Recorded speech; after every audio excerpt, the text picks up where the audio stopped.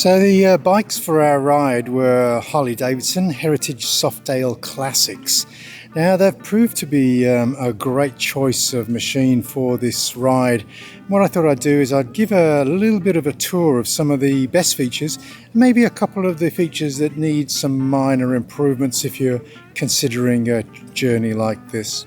Now I have to say perhaps one of the best features is that bank of 3 headlights with the indicators there. Now they're all on as soon as you turn on the ignition, and obviously it's a keyless ignition, so you just have to be the key has to be in your pocket and near the machine, and then you can power the bike up. You'll also see that fairing. Now one of the great things about that fairing is you can just lift it off without undoing any screws, and so if you want to go fairingless, then you can just lift that off. Now we did that when we spent an extra day in Death Valley, and we decided just to remove that.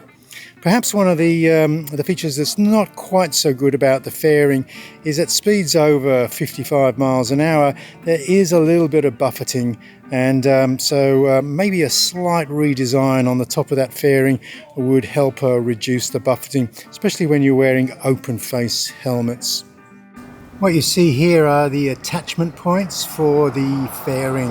Obviously no screwdrivers or spanners need to be used, that you can simply pull the screen off if you want to spend a day riding around without that screen. Now this ride was sponsored by Sony Australia and also Wotan Craft, who make the premium camera bags that we've been using. They've been an ideal size. The Pilot 7L drops into the shorter of the two panniers, shorter or less deep because of the exhaust system that passes underneath that one on the right side of the machine, and then the Pilot 10L comfortably goes into the left side pannier. Okay, so one of the other stickers that you can see on the front windshield that we've applied as we picked up the bike is the War Child sticker there above that Wotan Craft. And that is because as we've been riding around over the last 8 days, we're raising money for the charity War Child. And you probably remember Max introducing the fact that 1 in 6 children are impacted by armed conflict around the world. So this charity helps relieve some of the suffering and tries to introduce some more stability in these innocent children's lives. One of the other really useful features of these Harley Davidson classic motorcycles is that power outlet point down there just behind the frame. Now we've been using that. You can see that there's a USB cable which now works its way up to the left handlebar, where we're going to be using Google Maps, which has helped us get in and out a couple of the cities that we've encountered along the way. So you can see there I've just attached a mobile phone holder onto the handlebars, and that power cable coming up from that power outlet point on the Harley Davidson is now putting power to my iPhone with Google Maps. And if I just go in much closer, you'll possibly see that we've got the Rock Store as our current location, which is the end point for this adventure. Now perhaps one of the positives, and it's probably not a design feature at all really, is we've just been leaving our motorcycle gloves in behind that fairing and sitting above the headlight there. They're usually secure when we don't want to have the gloves on, and we don't want to shove them in our pockets. So of course perhaps one of the strongest selling points of this American muscle machine is that 114 cubic inch V-twin motor. It's a Milwaukee 8. There's obviously no doubt this is a big V-twin. We've got that 114 cubic inch also appearing on the crankcase cover here. and so you will know immediately that this is the Milwaukee 8 114 inch. There was a 107 inch earlier version, but this is the latest 114 cubic inch, and that translates to about 1.8 litres, okay, or 1800 cc. Certainly not short in the displacement department. Now this 114 cubic inches probably doesn't add to an impressive top speed, but it has so much torque that I suspect this bike could pull tree stumps out of the ground. And I have to say, they've done a really good job of both the motor and the frame, because they do handle in the twisties. It's not a sports bike, but it doesn't do anything that will frighten you. And we've banked them over quite a long way to touch the floorboards, and I have to say they're very stable in those corners. Perhaps one of the things that you would have to get used to riding a Harley Davidson, if you've come from a Japanese or a British or European bike, is the flopboards, and also that rear brake right up the front there. I have to say, just after a few days of riding, we did get used to where that brake was, which is always perhaps a foot further forward than you expect it to be. And you can give quite a healthy, firm push on that rear brake before it starts pulling up the bike. But I have to say that's a positive once you've got used to it. One of the other things we've enjoyed using with the Harleys is this speedo. It also is a source of information, and when I power it up, there's a little bit of a light display, and it can give you all sorts of information just by flicking a switch on the left handlebar. By pressing that switch on the upper left part of that cluster there, you can cycle through different levels of information that appear in the speedometer. Now we can have the current time, we can have the total miles covered, we can have trip miles, both A and B, for the daily ride distances, but also the total distance. We can switch to RPM. We can also work out how much fuel is left available to us. On the left side of the machine, you can see the gear lever. Now, I think it's nothing new for Harley riders to say it is a little bit difficult to find neutral. So I think I've been switching off the power multiple times while still in gear, and just to also as a useful way of stopping the bike from rolling if it's on a gradient. Okay, but maybe a little bit more attention to help riders find neutral would be an advantage that I would like to see.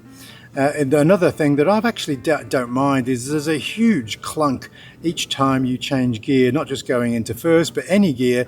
You're in no doubt that you're now in a different gear, and the number of the gear that you're actually in from 1 to 6 is available in the speedometer.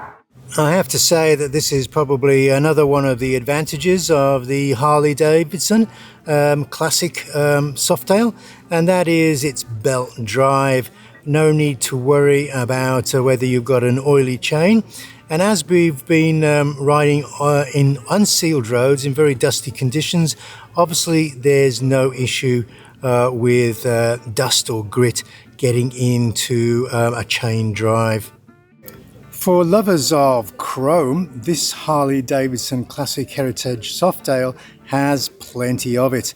For those people who don't want quite so much chrome to polish on a Sunday, then obviously there are black options, so much so that in fact the entire engine and bike is mostly black, apart from a few chromium hints such as those pushrod tunnels there. The panniers on this bike are a mixed blessing. They're a very useful place to put your gear. There are a few downsides to these panniers. They're not quickly removable, so you're sort of restricted to using them. You can't remove them for a day's ride like you can the screen without resorting to spanners. So this is the right side pannier. It's the pannier that's slightly less deep than the left side pannier, but it does take the Pilot 7L. Now, I have to say that one of the disappointing features about the panniers is that silver bar, which is part of the locking mechanism. Any bag that you want to lower into this pannier has to navigate around that silver bar. Okay, and that is obviously a little bit of an issue. The Wotancraft Pilot 7L fits beautifully in there. It's just you have to sort of navigate it around that silver bar. Perhaps another disappointing feature about these panniers is you have to triple check they're locked before driving off, because they do have a habit of spontaneously opening if they're not fully clicked down. Max is now demonstrating, and maybe he'll demonstrate again. Okay, so see if you... Okay, is that... No, it's still not locked. Can we put it... How do you check that it is locked, Max? Wait for the click. That little click there, that's the important click. It has caught us out, even though we know we're supposed to do it. We have had to flag each other down and say your pannier is open, and hopefully no small light loose items have flown out. In fact, we've lost not a light item, we've lost one of the disc locks, which was sitting on top, and picked up the wind and decided to... We've left that one in Nevada, I think. I have to say one of the positives, because we've done some quite long days. I think one of our days was 11 hours, including the film and stops. But it is a very comfortable saddle. Now, I think perhaps it is only comfortable over very long distances if you also got the wind removed from your chest using the screen. Okay, so do you want to just take a quick sit on that saddle, Max? As you can see, you're pretty much sitting bolt upright on this machine, or even slightly inclined back. And of course, you would be a big sail if it wasn't for that screen. But you do get a little bit of buffeting on the helmet. None of that pressure from the wind is actually on your chest. So I think it's a comfortable bike to sit on.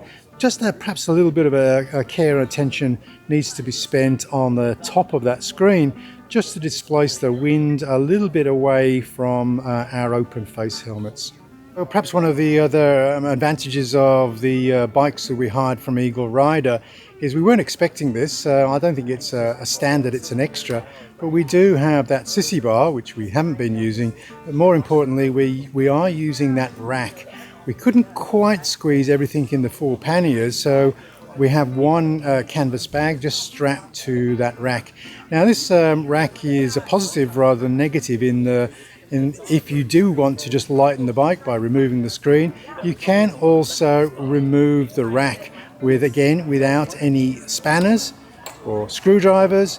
You can just pull that rack off and leave it in your motel room while you ride around.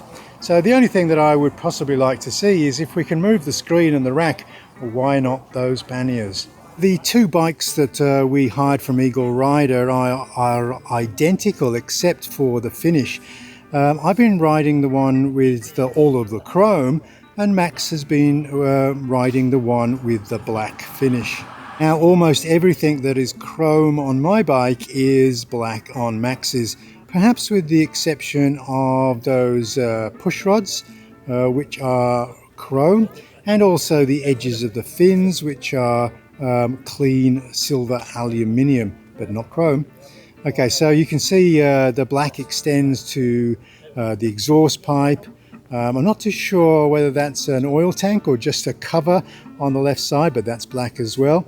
We do get some chrome highlights on the end of those exhaust pipes. Pretty much everything else on the bike is black. So Max also has the lower section of that screen or fairing as black as well, whereas mine is clear. I don't know the exact capacity of the fuel tanks. They look quite large, but I have to say we're not getting in as much fuel in these tanks as we thought we might.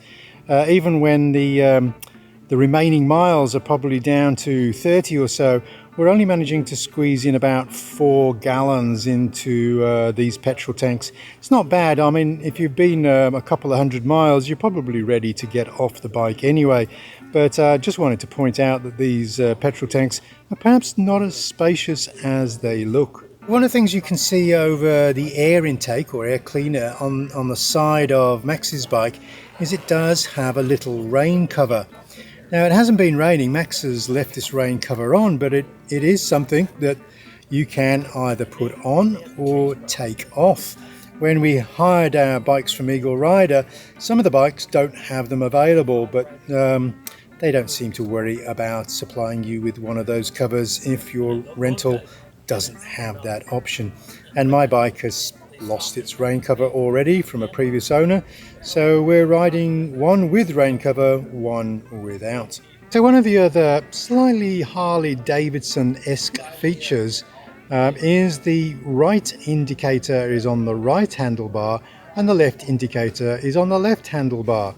Now, this is not necessarily always a bad thing, but Max and I noticed that if we're cruising along and we're busy either braking or accelerating, then moving your thumb over to that right indicator is perhaps more than the right hand needs to be doing at that particular time. So the other buttons on that right cluster is basically power on, power off. Okay, so Max will show you just powering on the bike there.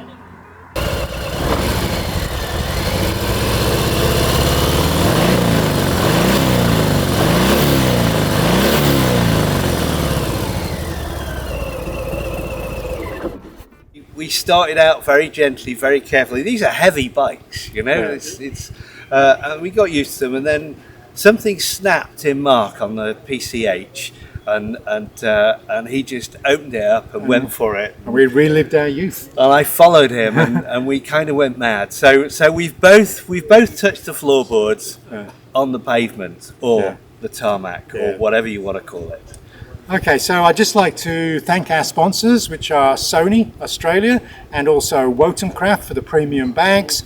And if you haven't already done so, please be sure to donate to a war child to help out the children who have been displaced and impacted by armed conflict around the world. And you'll put a link on. Yeah, and I'll put a link below the movie. So thanks again for following our epic journey, and we'll catch you online next time. Thank you.